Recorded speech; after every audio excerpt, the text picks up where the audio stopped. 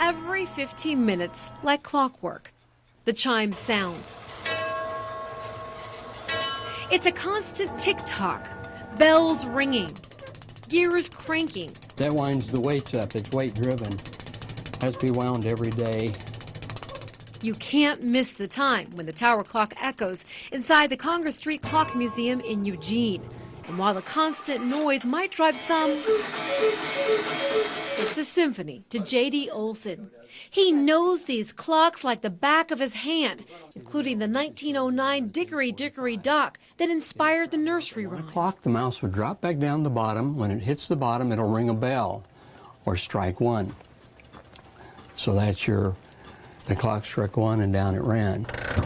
This is an industrial water clock, an intricate contraption.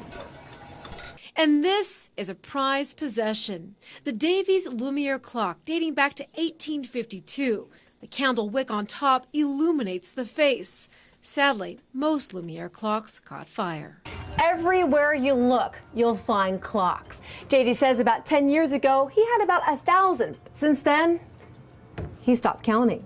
But his private collection kept growing. One of the oldest clocks here, a French lantern from the 1400s. It's incomplete, but we're glad to have it in any state. If you listen, these clocks tell a story. These tell the time by the eyes. The left eye is the hour, the right eye is minutes. So this one is showing 7 o'clock. Ask JD what his story is. It's simple. I love clocks. I love what clocks represent. They're the great equalizer. If it's 12 o'clock for me, it's 12 o'clock for you, and there's nothing you can do about it.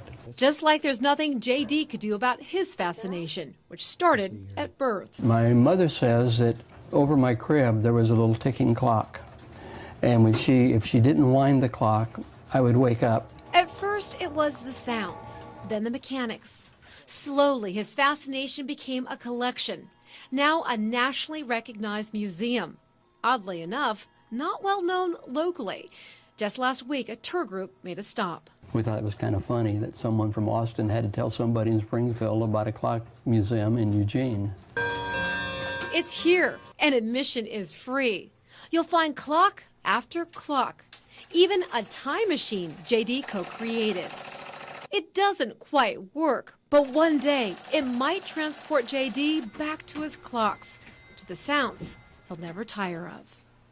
In Eugene, Sean Cuellar, KUZI 9 News.